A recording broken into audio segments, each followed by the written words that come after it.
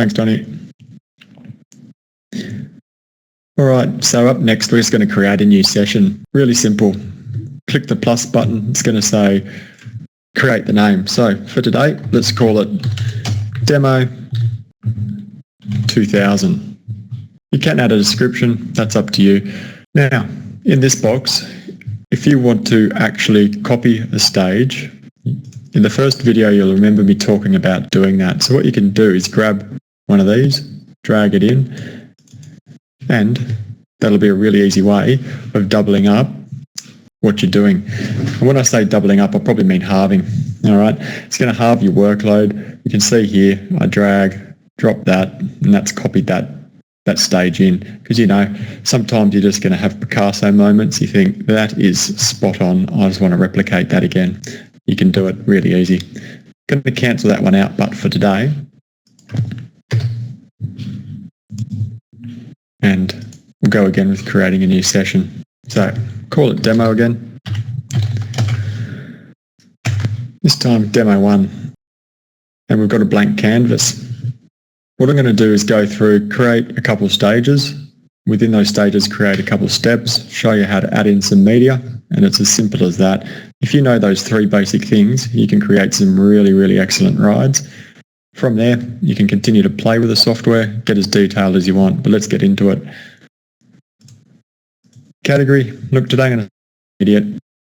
It's like tagging your rides. So you know, if you've got 50, 60, 70 rides within a facility, different instructors, you can categorize them, and it's just a little bit easier to sort through them. The shared button allows other people that you select to see your shared rides.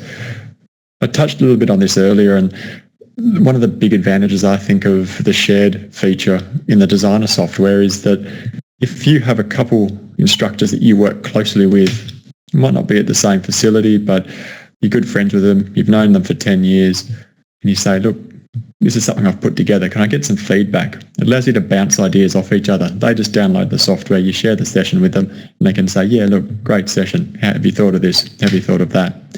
Take it the next step. If you've got a facility with multiple riders, multiple instructors, you can actually come in here, share this session between your cycle group. That means that all the instructors get the latest for that month. You might be creating 3 new rides a month, 5 new rides a month. Share it out amongst your instructors. They can then look at the choreo and say, all right, I know exactly what's happening here. Get their head around it. If your facility has Igniter cardio training installed, they simply log in, see that ride, click it, press play, and off they go. Another really cool feature of the shared button is that if you have multiple facilities, you can distribute your IP across multiple sites, which I think is really cool. So what we're going to do next is just get into the steps and stages. Stage 1, let's call it something different, hey? We'll call this warm-up. Description, get moving, and the cue card. Remember, this is what the instructor's going to see to describe the warm-up. So might just say something like, gently get the blood moving. All right. Remember bike setup. If new. Again, you're starting to incorporate some OH&S aspects here. Quite often instructors will start off a session, you know, starts going, and that simple question of, is there anyone new here, gets forgotten. Well, bang, that's just an easy reminder to say, is anyone new here? Jump in, get them set up correctly, make sure their questions are answered, give the members a better experience. Now that you have the stage information set, we'll look at doing the step information. If I plus the step intensity, you'll see that the colour's changing on the right-hand side down the bottom. Because it's a warm-up, I would have thought, look, let's have the first step. We'd like everyone sitting at about, let's say 65%. That first step will go for a minute. And on an exertion scale, you're looking at about 5 out of 10. So comfortable. The position's going to be seated. Don't want anyone standing yet. Cadence, look, we're not going to worry about that now. That's not the focus. Cue card. All right, something to chat about. Weekend fun, get the group talking. So you've created your first stage, you've created your first step. Press plus. What that's going to do is insert a new step. So you see my first step is here. It finishes at 65%. It went for 1 minute and it was seated. Click on the next one and off you go. It's a really simple process from here. You can see I've just added 4 steps pretty quickly. Okay, the second step is now at 75%. I want the cadence to be a double time for this step, and I actually want that to be 30 seconds. So you can see that I'm plussing and minusing the time here. Plus it up, minus it down. So you've got a minute building, 30-minute double time. Then we're going to back it off for a minute, just a little bit before pushing it home for the finish of the warm-up. And we want to be finishing that warm-up at about 80%. As you know, physiologically, nice light sweat, a little bit puffed, but can still talk. Good outcome. And let's not forget that last section. We're going to be standing for that as well, for that minute. So really we'll get that heart rate up to that 80%. Again, you can add your cue card notes. I'm not going to do it for every bit because my cue cards are probably going to get pretty mundane and pretty boring. But just remember they are there. You don't have to do it for everything. And a great point to remember is that if you have cue cards, even on a couple steps, but not on the majority, it's still going to look quite seamless from an instructor's point of view. They'll see it displayed when it's there, when not, you won't even know it's missing. If you want it there all the time in a lot of detail, then you can have that as well. So I think what we've created there is our first stage. Let's move on to our second stage. At the top, where my cursor is here, you'll see that there's an insert a new stage. Click that, and you've got your second stage already. It defaults to 1 minute steps, so just remember that. If you want, you can click on a step, drag it out, and that'll actually keep that same time signature. So you see I'll click the second stage down the bottom, drop it where you want it, and that's done that same stage, okay? It's moved it along. A copy selected step allows you to do just that. So you'll see at the moment from the 2 minute mark to the 2 minute 30 mark, if I copy that selected step, allows you to do that. You can then click and drag that and drop it where you want. It's really good from a time point of view. So if you're developing sessions which you know the interval time basis, so that might be again 45 seconds on, 15 seconds off, you got 5 of them. Well, I know what I'd be doing, copying, dragging. Really, really easy. Some of the other features, I'm just going to drag the cursor back to the start of the ride here. As we go along, you can actually use some of the little wizard keys down the bottom here to make life a bit easier for you. You can split the step in 2 equal sizes. You can split the step exactly where the cursor is.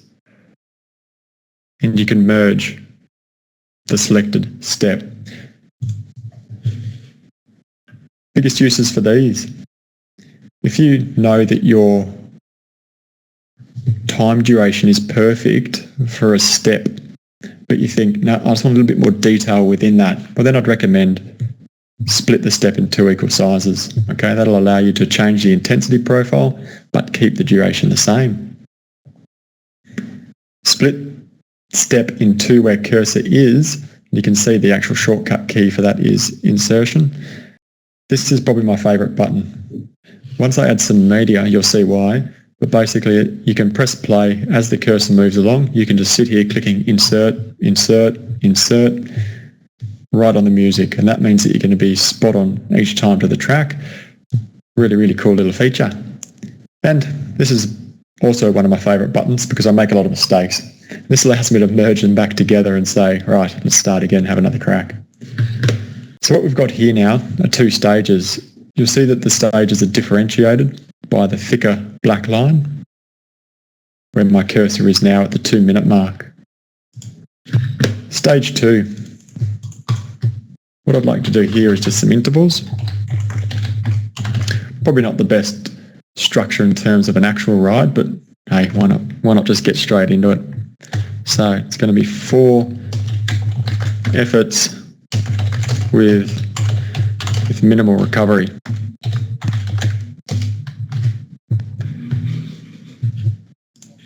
Let's see how quick I can do 4 intervals with minimal recovery. So each interval, I want them to be hitting at about 84%. So what I'd do is scroll this up. What you would have noticed there is I wasn't actually up here pressing plus and minus. I had my mouse down on the step and I was using my mouse scroll to move that up and down. Again, makes it a little bit easier, but 84% is the end of this step. That's what I want. So what I'm going to do now is copy that out 4 times. I'm then going to throw this bit back in the middle, copy that out 2 more times, chuck that in here and in here, and we're getting pretty close. I'm going to copy that 1 more time, chuck it in here. You see, oh, made a mistake. I've got too many stages now. Well, what I'd like to do is actually come back here, merge that out. 1, 2, 3, 4. Each interval, 84%. For the recovery, look, 75 probably be pretty good in terms of a realistic expectation for percentage of max heart rate to get back down to. But if you wanted, look, you can just drag that a little bit lower if you think you've got a really fit class, or a little bit higher for that matter. I mean, this is really where it's up to you in terms of that training effect you're wanting to get. But just know the capabilities there.